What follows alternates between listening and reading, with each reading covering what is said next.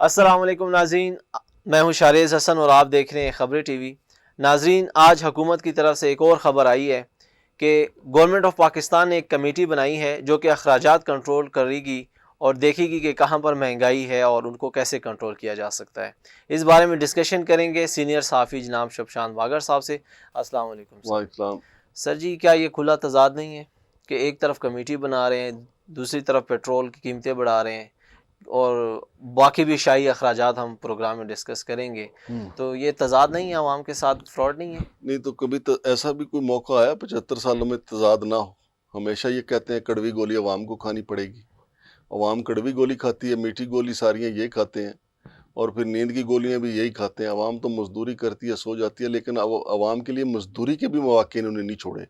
یہ جو انہوں نے ایک کمیٹی بنائی ہے، اعلیٰ سطحی یہ کمیٹی ہے، یہ اخراجات وفاقی حکومت صوبوں کے اخراجات جو ان کو کنٹرول کرنے کے لیے تاکہ معیشت میں بہتری آئے، اس کے لیے یہ کام کرے گی۔ لیکن سوال یہ ہے کہ ان تجاویز پہ عمل کون کرے گا؟ اب ایک طرف تو انہوں نے یہ کمیٹی بنائی ہے، دوسری طرف اربوں روپے مالیت کی بیوروکریسی کے لیے، وزراء کے لیے، مشیروں کے لیے، ایم این ایز کے لیے گاڑیاں خریدی جا رہی ہیں۔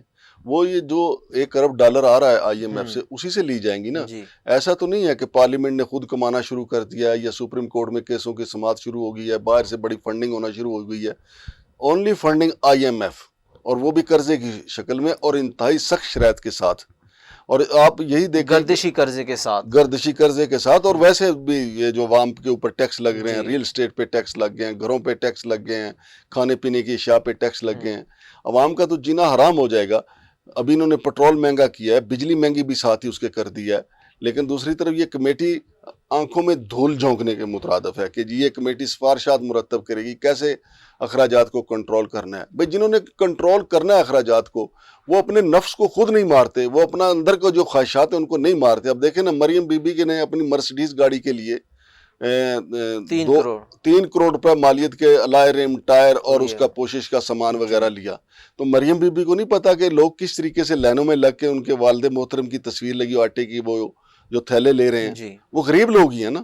مریم بی بی کو تو سب سے پہلے احساس ہونا چاہیے تھا۔ مریم بی بی تو چاہتی تو وہ اپنی گاڑیاں بھی بیچ کے لوگوں کو دے دیتی اگر واقعی عوام کا درد ہوتا، لیکن شہباز شریف صاحب نے کپڑے بیچ دیے نا آٹا دینے شہباز کے شریف لیے۔ نے کہا تھا نا کہ میں کپڑا جی، بیچ دوں گا، لیکن یہ سارے ڈائیلاگ ہوتے ہیں۔ یہ آپ کہتے ہیں کھلا تضاد، یہ تضاد ہی تضاد ہے، بلکہ یہ ایسا تضاد ہے جو عوام کے لیے تضاد ہے۔ اور دوسری طرف آپ یہ بھی دیکھیں کہ مریم بی بی اب 3 ارب روپے مالیت کا ایک ہیلی کاپٹر خریدنے کے لیے پر تول رہی ہیں، بے چین ہیں۔ پیسے جو وہاں سے باہر سے آئے ہیں، وہ پیسے کو عوام کی فلاح و بہبود پہ نہیں لگنے والے، یہ شاہ خرچیوں پہ ہی لگیں گے۔ اور پھر اس کے ساتھ ساتھ ایک اور خبر بھی آپ کو میں دے دوں کہ لاہور میں ڈی ایچ اے کے کوئی 35 کے قریب لگژری مکان جو ہیں وہ بڑے بڑے افسران کے لیے لیے جا رہے ہیں، اربوں روپے ان کی مالیت ہوگی، ایک مکان کی قیمت 35 کروڑ روپے ہے۔ مجھے بتائیں نا کہ کیا پنجاب حکومت نے خود کمانا شروع کر دیا ہے؟ نہیں، یہ پنجاب حکومت اپنے پسندیدہ افسران کے لیے خریدیں گی، پسندیدہ ہوں یا ناپسندیدہ ہوں، ظاہر پھر ظاہر ہے پسندیدہ کے لیے یار لیں گی دیکھیں، نا۔ جو موجودہ حکومت کے پسندیدہ ہوں گے، جو آنے والی حکومت کے وہ ناپسندیدہ ہوں گے، ہاں، یہ تو چلتا رہتا ہے نا۔ جی، لیکن ہوں گے تو وہ افسران کے لیے نا، جی، اور پھر افسران ایک دوسرے کی پش پنائی بھی کرتے ہیں۔ ایک حکومت کا ناپسندیدہ اگر ایک لگژری مکان میں رہ رہا ہو، دوسری حکومت کے پسندیدہ کو کوئی مسئلہ نہیں ہوتا، وہ آپس میں ایک دوسرے کا مفادات کا خیال مفادات کا رکھتے ہیں۔ خیال۔ لیکن بات تو ہم کر رہے تھے کہ انہوں نے بنائی ہے یہ کمیٹی، اچھا اس کمیٹی کے بھی اخراجات ہوں گے، اس کا جو چیئرمین ہے ہاں، اس وہ کی بھی الاؤنسز لے گا، تنخواہ لے گا، پھر اس کے جو ممبران ہیں وہ بھی الاؤنس لیں گے، تنخواہ لیں گے۔ تو یار یہ کیا، کون روکے گا ان اخراجات کو؟ یہ اخراجات رکنے والے نہیں ہیں، چونکہ اخراجات اس وقت رکتے ہیں جب لیڈرشپ، اوپر جو بیٹھے ہوئے لوگ ہیں وہ سوچتے ہیں کہ نہیں یار ہم نے خرچ نہیں کرنے دینا، ہمارا ویسے ہی گزارا ہو جاتا ہے۔ جب اوپر بیٹھے ہوئے لوگوں کو ہر وقت یہ لگا رہے کہ میں نے فلاں ہیلی کاپٹر میں سفر کرنا ہے، میں نے فلاں جہاز میں سیسنا طیارے میں سفر کرنا ہے، میری گاڑی کے فلاں ٹائر ہونے چاہیے، میرے پاس فلاں سہولت ہونی چاہیے، اور میرا واٹر بیڈ ہونا چاہیے، یہ ساری چیزوں کی جب خواہشات طمع انسان کو گھیر لیتی ہے تو پھر اخراجات نہیں کنٹرول ہوتے۔ سر جی دیکھیں، ماضی کو اگر ہم تھوڑا سا پھرولیں، جیسے میاں نواز شریف صاحب 3 بار پرائم منسٹر رہے ہیں، ان کی جو قصے کہانی عوام سے ڈھکی چھپی نہیں ہے۔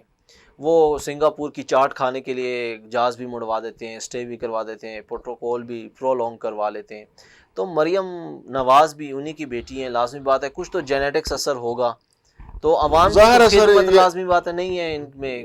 یہ ظاہر ہے یہ تو سارا کچھ ہوگا، تو اس کے اوپر کنٹرول ہونا چاہیے۔ اچھا سر، دوسرا سوال ہمارے پاس یہ ہے کہ بشریٰ بی بی کے بارے میں خبر ہے کہ ان کو ایک بار پھر سے زہر دے دی گیا ہے، تو یہ کیا کہانی ہے؟ اگر زہر دیا گیا ہے تو اثر کیوں نہیں ہو رہا، یا پھر دیا بھی گیا ہے یا یار نہیں اللہ دیا نہ گیا کرے، ہے؟ اللہ نہ کرے.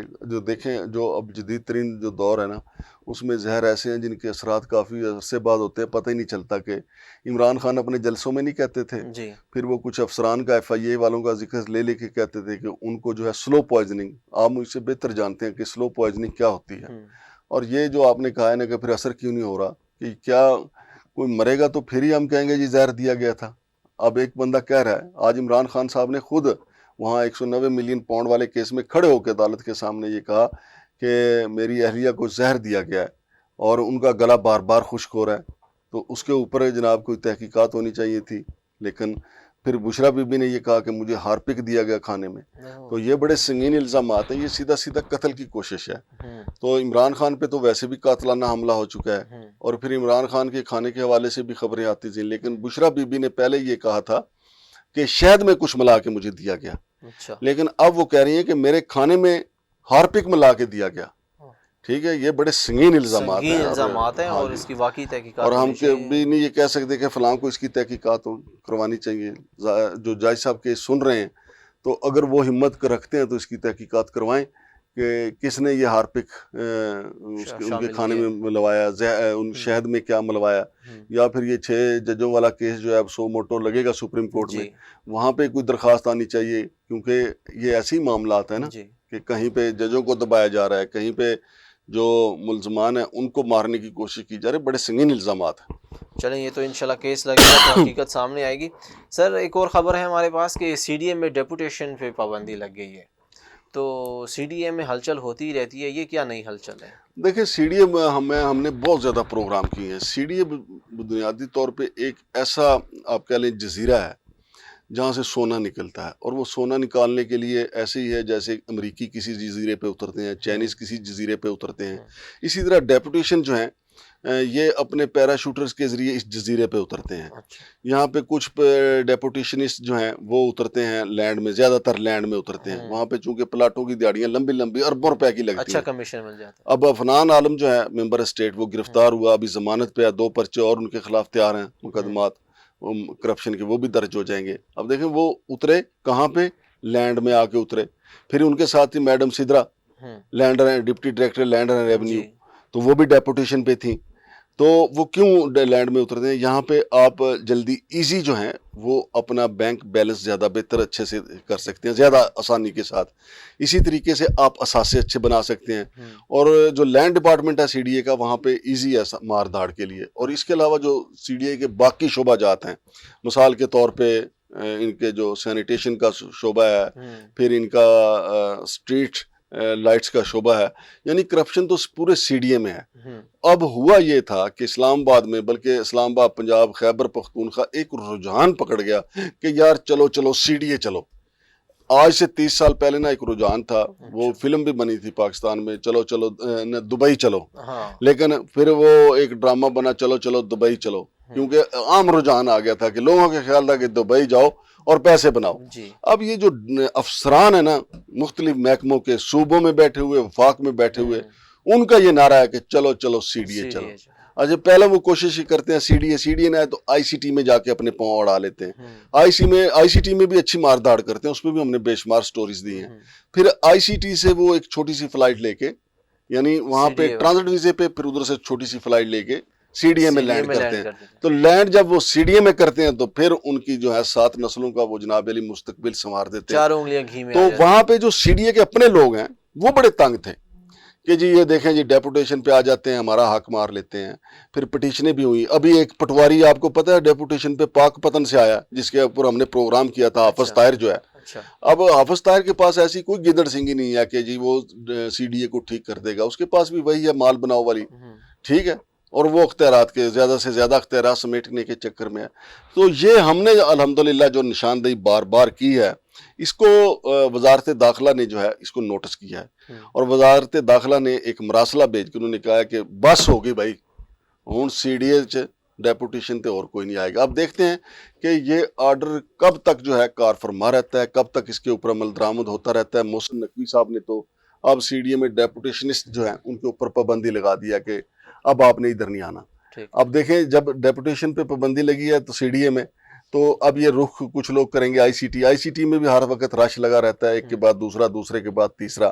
پھر اور کوئی محکمے دیکھیں نا, اور جو محکمے ہیں ادھر نہیں جاتے ہیں, ادھر چونکہ زیادہ دیہڑیاں نہیں ہیں, لیکن کمیشن کم ہے. ایک اور جگہ پہ ہے. یہ میں ویسے وزارت ہاؤسنگ کا وہ ذیلی ادارہ ہے, ٹھیک ہے. ہاؤسنگ اتھارٹی جو federal government employees housing authority, وہاں بھی ڈیپوٹیشن پہ لوگ بہت جاتے ہیں کیونکہ ادھر بھی پلاٹوں کا دھندا ہے. اچھا. پلاٹ بڑی جلدی ادھر سے مل جاتا ہے. پھر پلاٹوں میں نہ صرف پلاٹ ملتا ہے بلکہ وہ اپنے عزیز و اقارب کا ایک نیٹ ورک بنا کے ریئل اسٹیٹ سے وابستہ ان کو کر کے پھر ادھر لمبا چوڑا دھندا کرتے ہیں.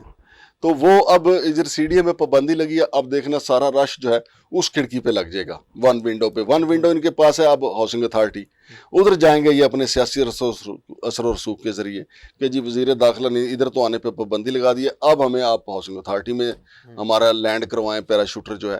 لیکن وزارت ہاؤسنگ کو چاہیے کہ ادھر بھی پابندی لگائے. جب آپ کے پاس اپنے لوگ موجود ہیں تو آپ باہر سے یہ گھس بیٹھیے کیوں لے کے آتے ہیں جو صرف کرپشن کرتے ہیں اور اس کے بعد رفو چکر ہو جاتے ہیں, کیس بھی نہیں بنتا. یہ تو واحد افنان عالم پکڑا گیا نا, یا ضمانتیں کروائی ہوئی ہیں سیدرا انور نے. تو اچھا یہ فیصلہ ہے ڈیپوٹیشنز والوں کا, اور بلکہ تھوڑا سا آگے بڑھنا چاہیے محسن نقوی صاحب کو. جو آئے ہوئے ہیں ان کو بھی نکالیں, ان کو کہ سی ڈی اے کے پاس اپنے بندے تھوڑے ہیں. ناظرین آپ نے دیکھا آج کا پروگرام, عوامی مسائل سنے. ہماری بھی دعا ہے اور امید ہے کہ جب تک کرپشن پاکستان سے ختم نہیں ہوگی پاکستان ترقی نہیں کر سکتا. تو ہماری دعا ہے کہ کرپشن جلد از جلد پاکستان سے ختم ہو تاکہ پاکستان بھی ترقی کرے. اللہ حافظ.